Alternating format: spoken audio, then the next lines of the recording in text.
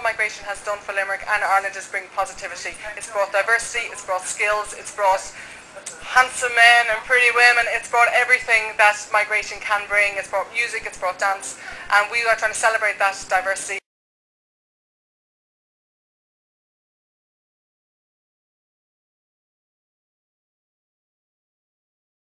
Angolan man appears in court following a chain attack on Limerick store worker.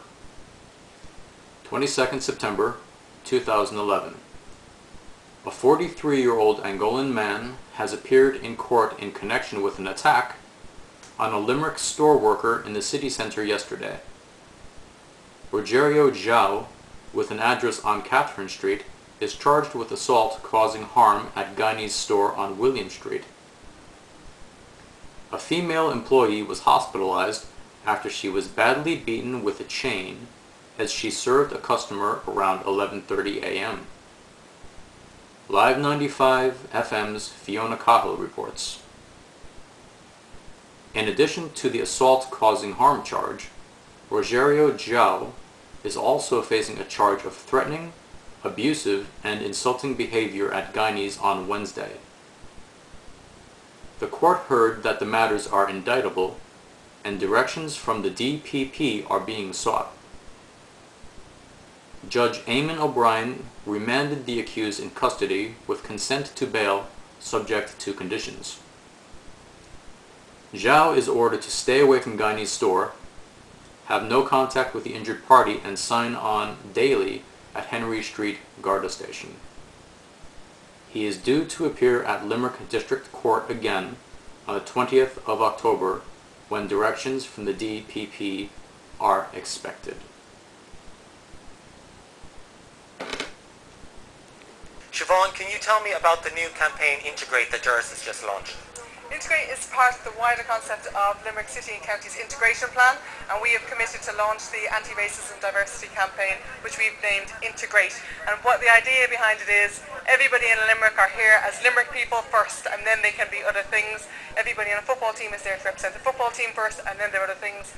So the imagery is, as you can see, a football team or a sports team, and we're all part of the same team with the same goal to make Limerick a great place to live.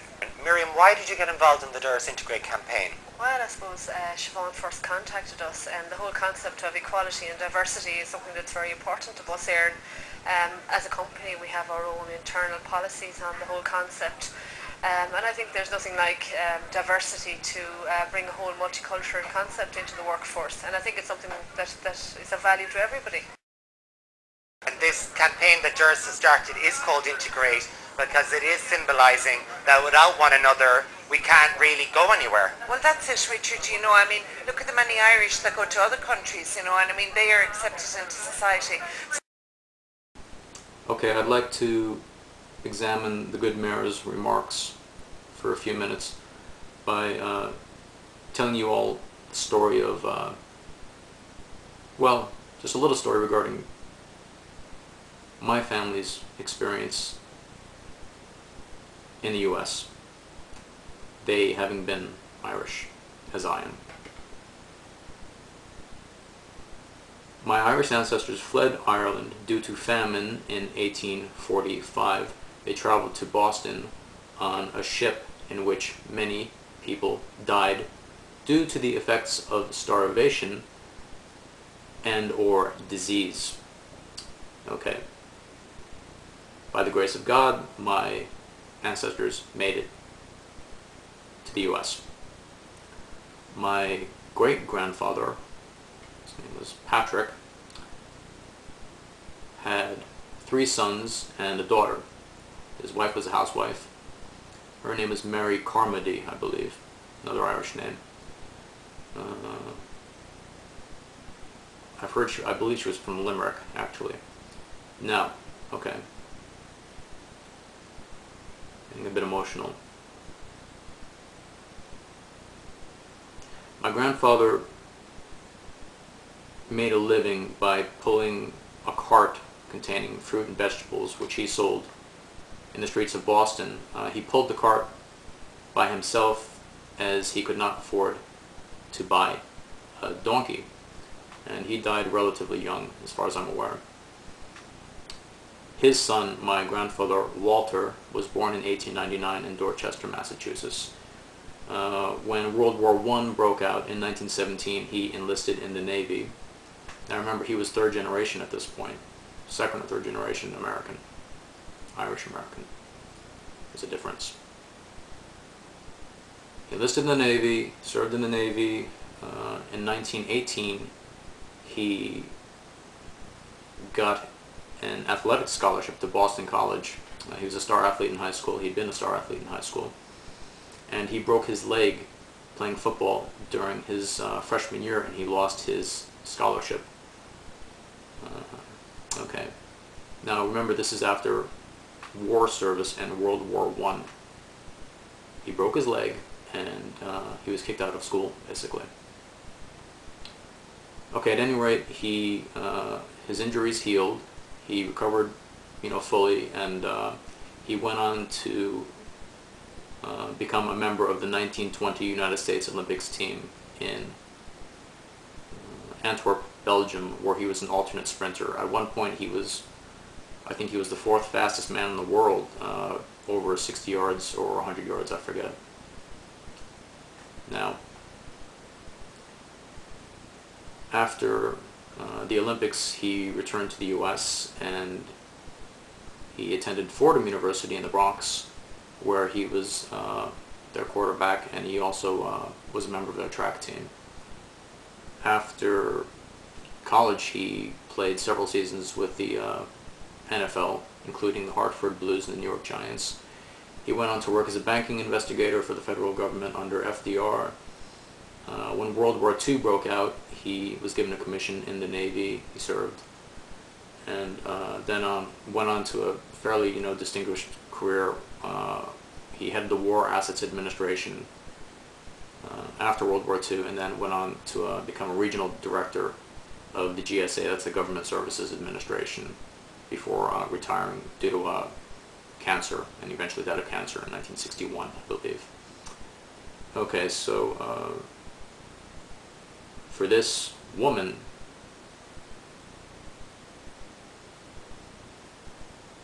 to somehow draw some kind of comparison with the experience of Irish people who have immigrated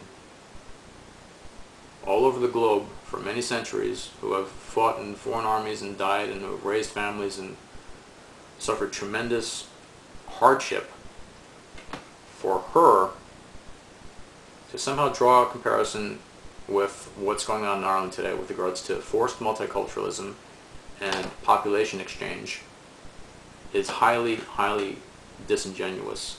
These people, they are liars.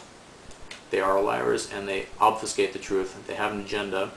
I believe that this woman, this mayor, is just, she's not very, she's either being completely disingenuous, or she's not very bright, or maybe she's ignorant with regards to her own people's history. I kind of find that hard to believe. At any rate, I'm going to cut this short by saying people like her and these Irish people in this video who are telling the world these lies will never, ever win. Because people like me, all over the world, we know who we are. We know the blood that is inside us. We know our families' stories, and we know the truth. And we will not let liars and obfuscators of the truth and people with a sick, twisted agenda take anything away from us which is not theirs to take from us, which is our blood, which runs through our veins. Runs through our veins up into our heart. It's the lifeblood. It's our lifeblood. I'm Irish. If you don't like it, get used to it, because I'm going to come back.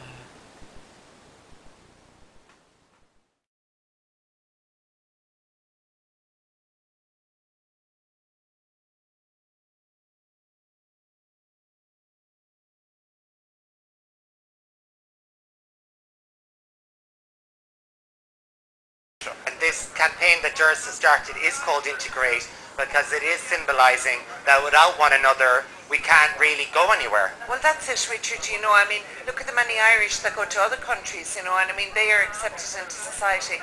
So I do think that it's important. And now, no matter what organisation you're involved in now, you have people of different nationalities, and I think that the sharing of their different cultures and the sharing of their different ideas is all important. And it also gives us a greater insight as to how people from other countries are thinking.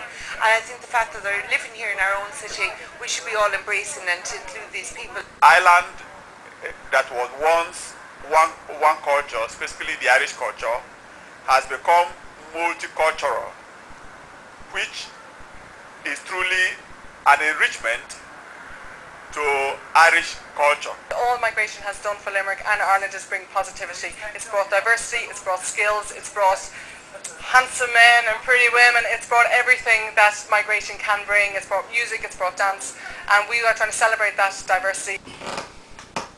I want to say this as well. I went to university at the National University of Ireland at Maynooth with that lady Siobhan O'Connor back in the mid-1990s. I didn't know her or any of her friends, but I fancied her for many months.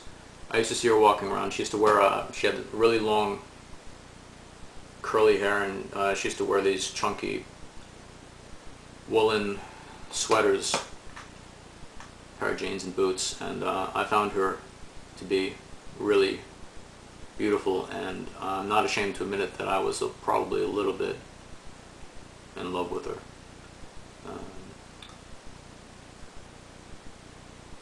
We all used to dance, and we all used to sing.